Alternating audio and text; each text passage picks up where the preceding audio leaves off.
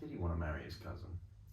Anyway, hello everyone, and welcome back to a new episode of the Brown Hole Podcast, the show with two astrophysicists and two idiots. Welcome back, everyone. It's great to be back. Woo! Mm-hmm. Good. Today's topic of conversation is the Sunyaev-Zeldovich effect. Hey? he's that tennis player, the pretty good one, wasn't he? No, Zeldovich, and he's not a tennis player, he's a physicist. To be fair, I could have gathered that. So, what effects are you having? Well, to understand the Sunyaev-Zeldovich effect, you need to understand the cosmic microwave background.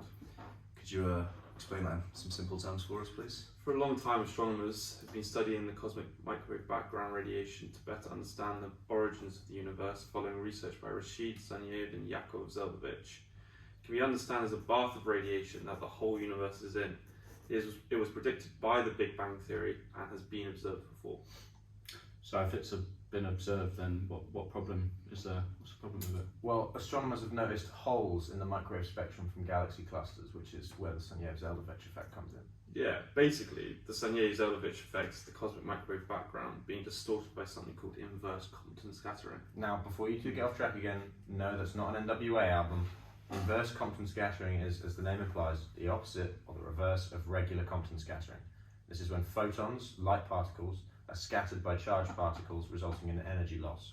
The inverse of this is when a charged particle transfers some of its energy to a photon, giving it a higher frequency and therefore a higher energy. You lost me at NWA album, I'm afraid. So I've found this diagram of the inverse Compton scattering effect, if that helps. So, Yeah. this is, Right. we're talking about galaxies and stuff, right? Mm-hmm. Well, as you can imagine, a galaxy is a very high energy environment, and as the CMBR is everywhere, it's also in these galaxy clusters. The CMBR's microwave photons are scattered off the hot, dense material in these clusters up to higher frequencies, so much so that they're not in the microwave spectrum anymore, thus creating these holes. This is why there is an apparent hole in the observed microwave spectrum where these galaxy clusters are. And what's so important about this hole? Well, it's proof that these clusters are at cosmological distances from us, because we know that cosmic microwave background photons emerge from everywhere in the universe. And you guys might be aware of the concept of fundamental constants in physics? Nah. Can't help you there, mate. Okay, well, things like the Earth's gravitational constant, the speed of light, stuff like that. Well, without getting too deep into it, Hubble's constant is a very important constant in cosmology and astrophysics, and through the understanding of the Sunyaev-Zeldovich effect, we can observe galaxy clusters in the X-ray and microwave wavelengths, which can provide an estimate for the Hubble constant.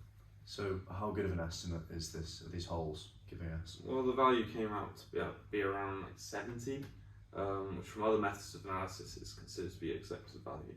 That's pretty impressive, to be fair, for just looking at something. But what else can you do with it? Well, it can also be used to quite reliably estimate the mass of a galaxy cluster. It's pretty big. How much protein do you reckon's in it? And we've It's got lost to be them at least again. 100 grams. Thank you very much for More listening to than that. today's episode of the Brown Hole Podcast. Join us next week, where you'll be discussing the questionable marriage decisions of Albert Einstein. But before we end, we've got to discuss this week's sponsor, which is, of course, NordVPN. And thanks Thanks. for watching!